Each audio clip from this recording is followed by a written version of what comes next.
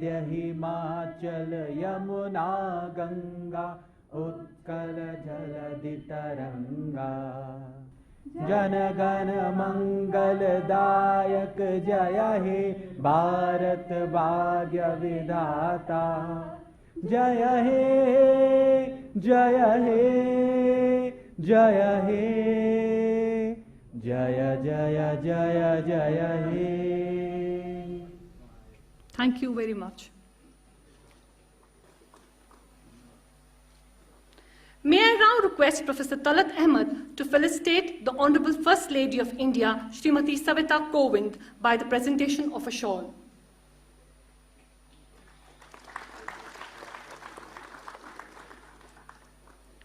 May I now request Professor Talat Ahmed to felicitate the Honorable Chancellor of the University of Kashmir by presentation of a shawl.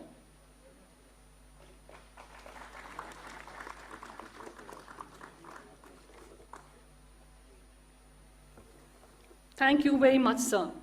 May I now request Dr. Nisar Ahmed, Registrar of the University of Kashmir, to seek the permission of the Honorable Chancellor, Shri Manoj Sinha, for declaring the convocation open and taking the proceedings forward.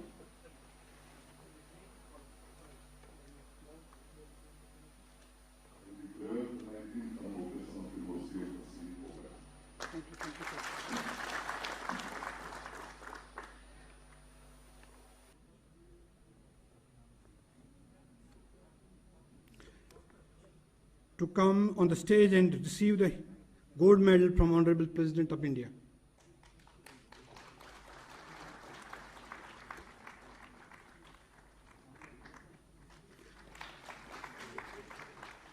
Next, please, Miss Asra Kamli, School of Applied Science and Technology.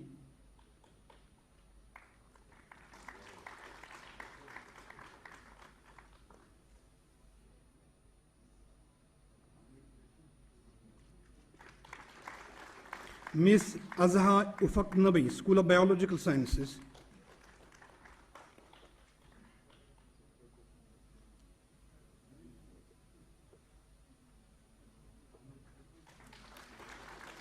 Miss Khushbu Ayub, School of Business Studies.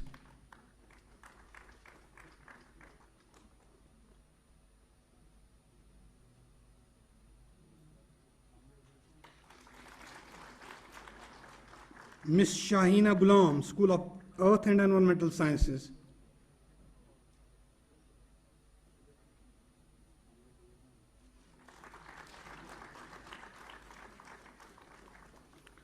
Miss Afreen Jan, School of Education and Behavioral Sciences.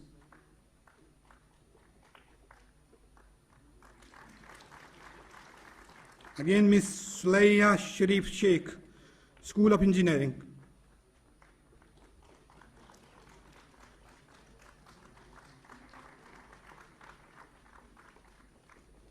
Again, I am calling a Miss Mehras Nisar, School of Law.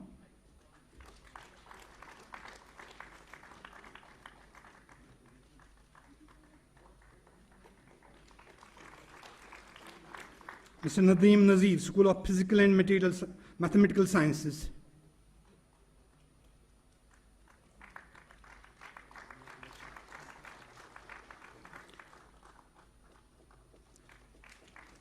Mr. Saeed Aqib Qadri, School of Social Sciences.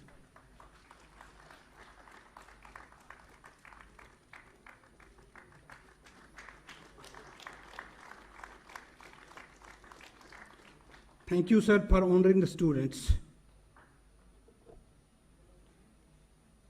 May I speak a few words in Kashmiri? मैं suppose खुशी ताई मिलित.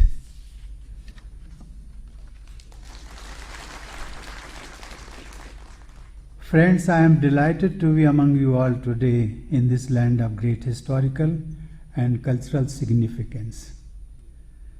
It has been called Resi Waar, or the land of saints, and has always attracted spiritual seekers from far and wide. I feel blessed in standing on this land, which is not only reservoir of wisdom, but also endowed with unparalleled natural beauty. Ladies and gentlemen, first and foremost, I would like to congratulate the young students of the University of Kashmir who are being conferred with their respective degrees in this convocation. Post-e Mubarak.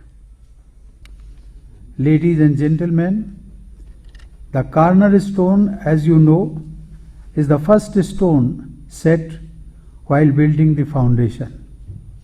Education, in that sense, is the cornerstone in the foundation of our nation building.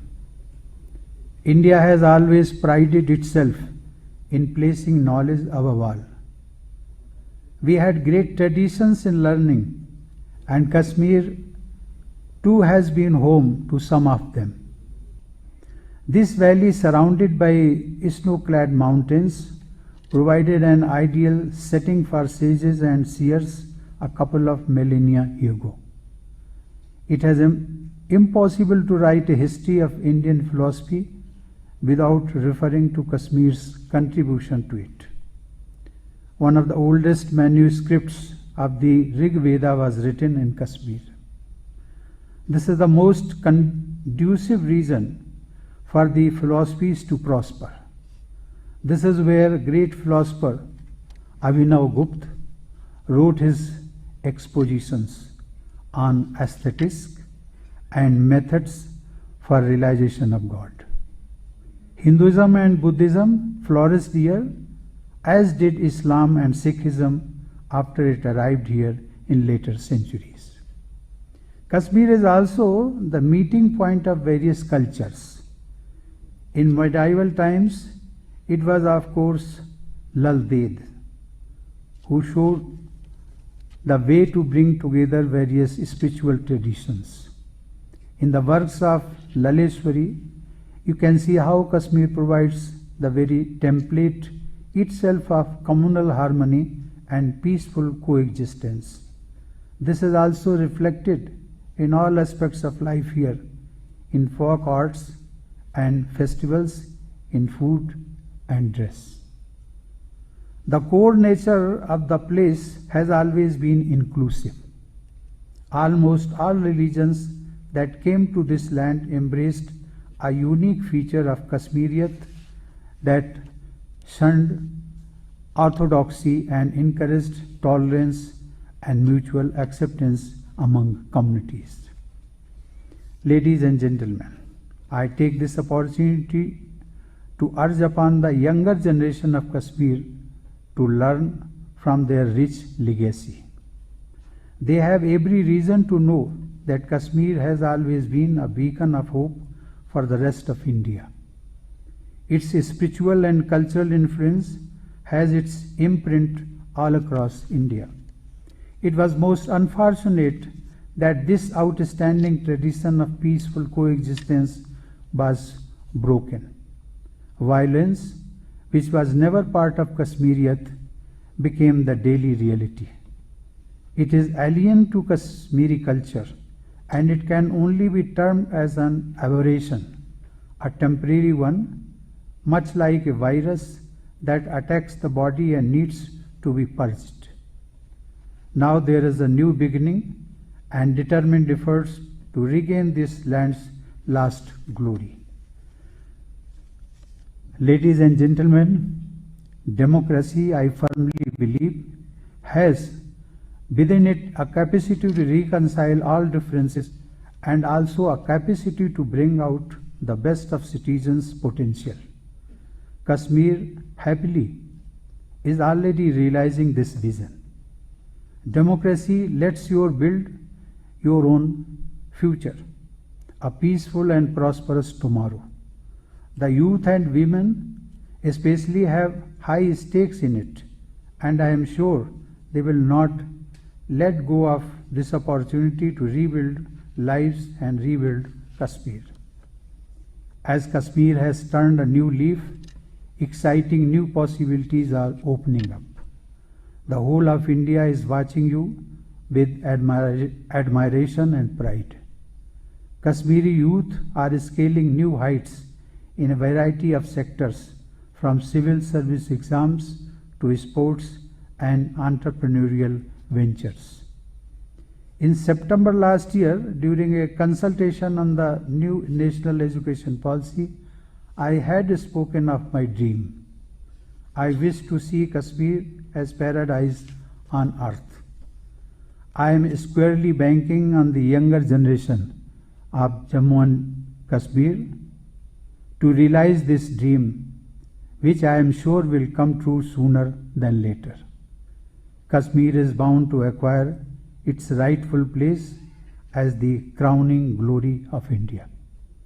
Once again, I congratulate all students and also their teachers and wish all of you a successful journey ahead. Thank you. Jai Hind.